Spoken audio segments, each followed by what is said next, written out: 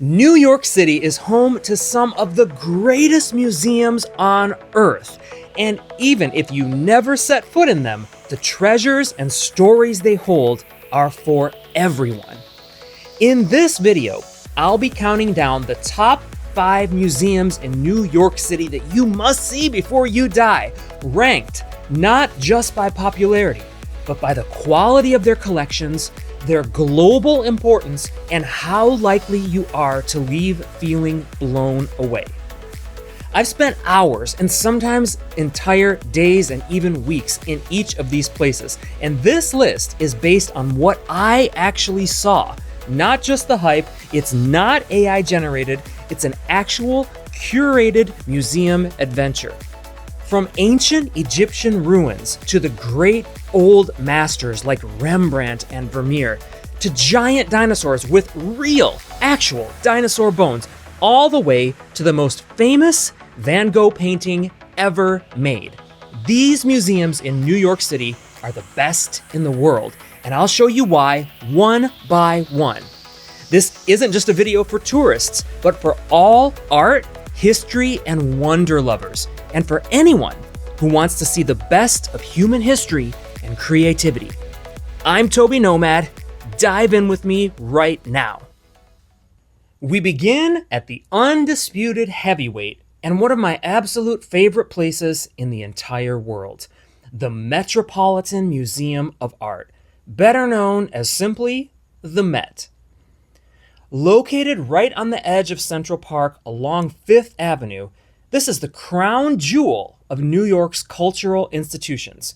It's unquestionably the greatest museum in the United States and arguably the greatest museum in the entire world, competing toe-to-toe with the Louvre in Paris in many categories, even exceeding it in some, depending on who you ask.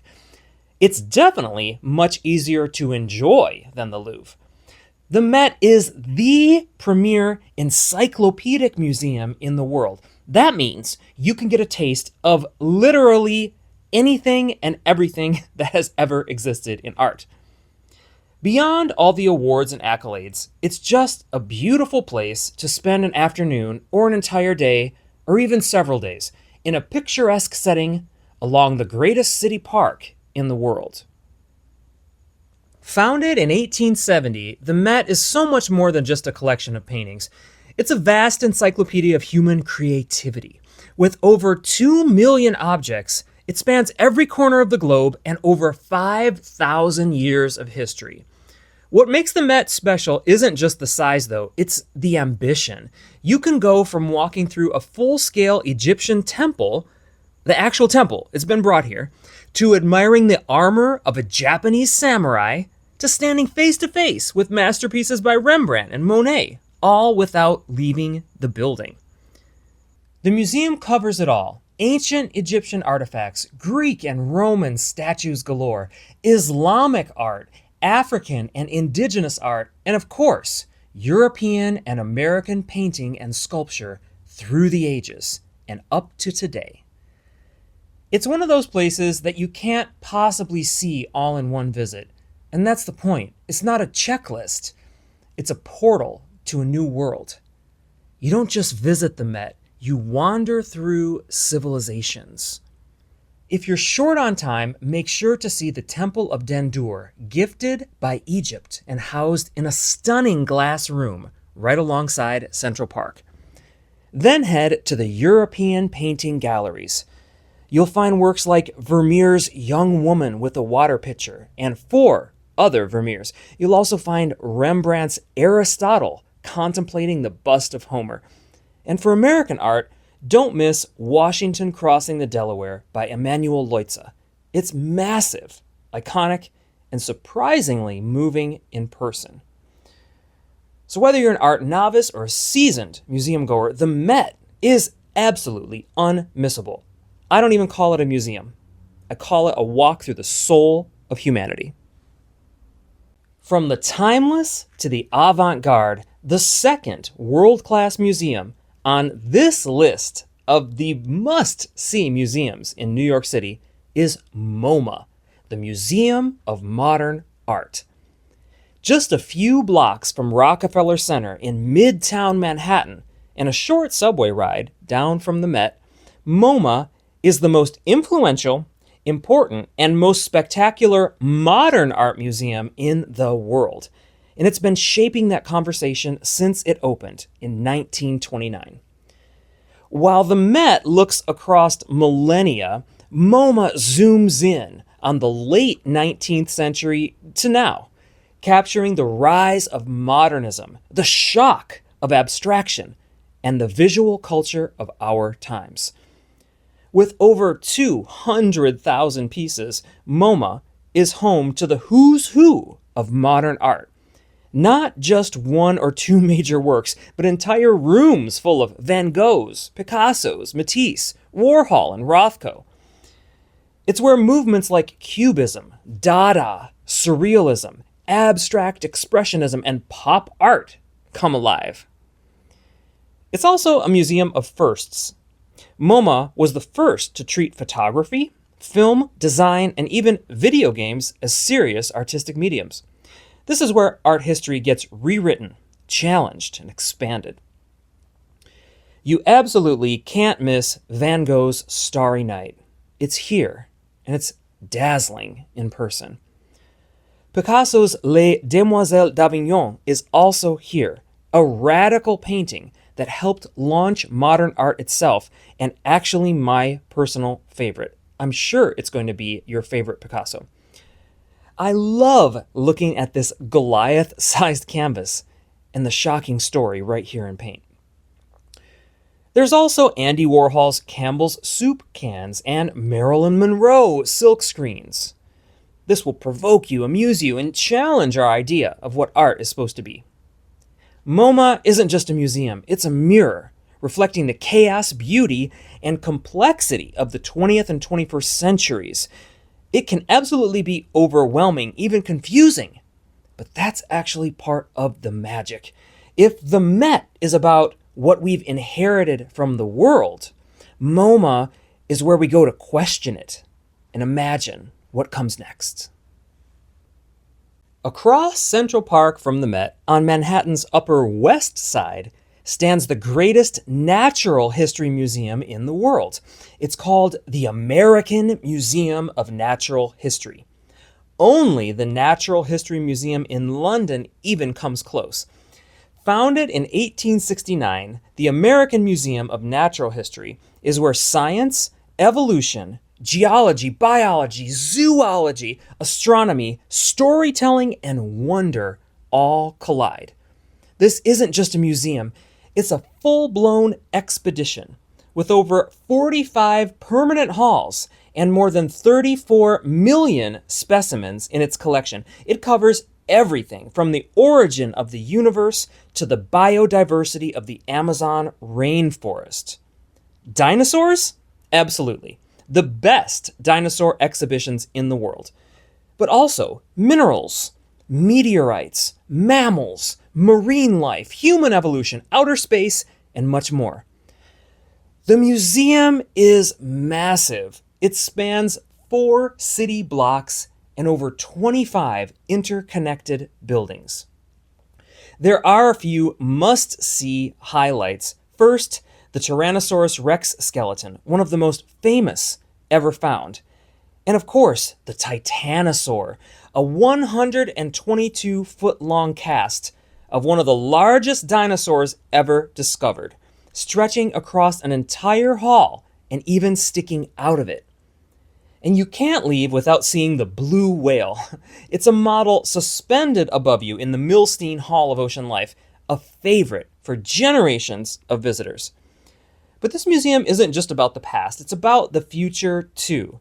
You'll find stunning exhibits on climate change, genetics, and the cosmos, especially in the Rose Center for Earth and Space, home to the Hayden Planetarium, with narration by none other than Neil deGrasse Tyson.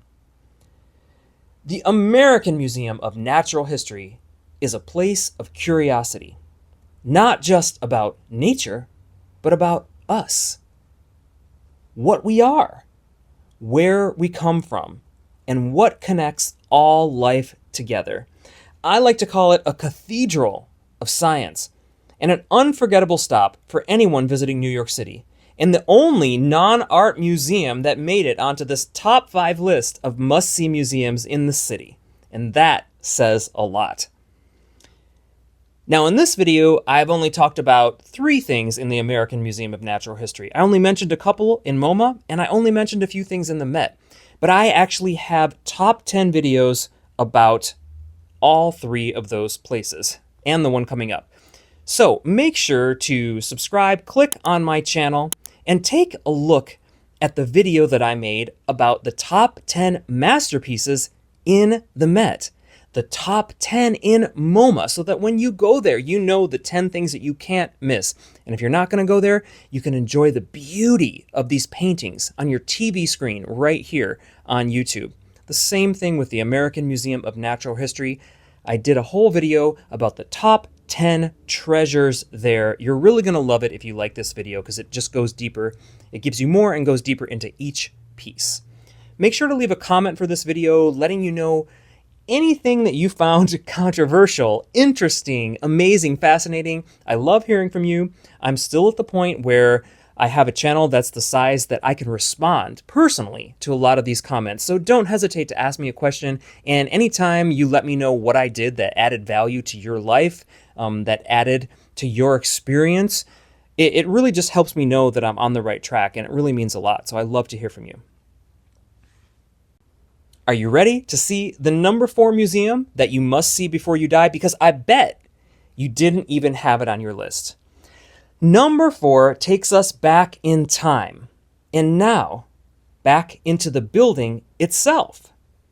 After years of renovation, the Frick collection has reopened inside its original Gilded Age mansion on 5th Avenue, not very far from all of these other museums. It's never looked more spectacular. And for the first time, you can actually go up onto the 2nd floor of this Gilded Age mansion and see the rooms where the Frick family actually lived. But the main reason to go to the Frick is the fantastic art collection, one of the best in the world. It's one of the most important museums in the world for what we call Old Master European paintings. These are the greatest hits of art. But the Frick isn't just a museum, like I said. It's a whole experience. It was built in 1914 as the private residence of steel magnate Henry Clay Frick. It became a museum in 1935, designed from the start to showcase Frick's personal collection of those European masterpieces. The Frick isn't massive, which is actually part of its charm, but every single piece feels essential. You'll find Vermeers' Mistress and Maid, Rembrandt's self-portraits, and the Polish Rider. You'll find Goya's quietly powerful portraits and paintings. And few paintings feel more alive than Hans Holbein's Sir Thomas More, staring, actually piercing with his eyes, directly into your soul. There are also gorgeous rooms in and of themselves filled with French furniture, Italian bronzes, Renaissance tapestries, and even rare clocks and carpets, all arranged to preserve the feeling of a lived-in palace of culture. Unlike other major museums, the Frick invites you to slow down. There's no rush. You can get through it all in a fraction of the time that you would need for the Met, or even MoMA. But it delivers space, silence, and the pleasure of spending time with some of the greatest art ever created. If you want to dig deeper into the Frick, make sure to check out my video about the top 10 masterpieces in the Frick, where I explain the artists behind the masterpiece, the controversial stories related to most of the pieces, and why Henry Clay Frick decided to choose those pieces to fill his mansion in the first place. All right, are you ready for number 5? Because I am. It's one of my favorite museums in the city. I have a feeling some of you are going to be screaming, no, why not this one? No, why not this one? Sorry, this one is so much better than most people even realize. Rounding out our list is one of New York's most underrated powerhouses, the Brooklyn Museum. Sitting just off of Prospect Park in the heart of Brooklyn, this museum might not get as much attention as the Met or MoMA, which is actually great because it's less crowded. But make no mistake, it's one of the most important art museums in the United States. Founded in 1895, the Brooklyn Museum was built with ambition. It's massive, with more than 500,000 objects, and it's also encyclopedic in scope. You'll find one of the strongest American art collections anywhere, from early colonial portraits to 20th century icons like Georgia O'Keeffe and Kehinde Wiley. That includes Gilbert Stuart's famous portrait of George Washington and monumental landscapes from the Hudson River School, like Albert Bierstadt's A Storm in the Rocky Mountains. It's one of my favorite paintings in the world. I could look at it all day. It's a canvas so vast that it feels like it could swallow the room. Bierstadt, or Bierstadt, depending how you want to pronounce it, is one of my favorite artists of all time. I just couldn't imagine a full tour of New York's great museums without seeing it. I also love the Bierstadt next to the painting of Washington crossing the Delaware at the Met. But this one at the Brooklyn Museum might actually take the cake for me. But the Brooklyn Museum absolutely doesn't stop at American painting. It also holds world-class artifacts from the ancient world, especially from ancient Egypt, Mesopotamia, and Assyria. The Assyrian collection in particular is extraordinary, featuring stone reliefs from the palace of King Ashur-nasir-pal II from Nimrud. That's in present-day Iraq. It's one of just a handful of places in the entire world where you can see them. These towering slabs once decorated the walls of a royal palace nearly 3,000 years ago.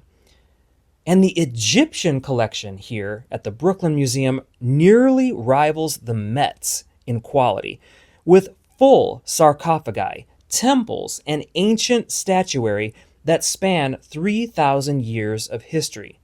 Its 3 huge rooms of Egyptian artifacts and art is one of the best Egyptian collections in the world, and very well explained to the contemporary viewer. I had a wonderful time in here, and I want to go back.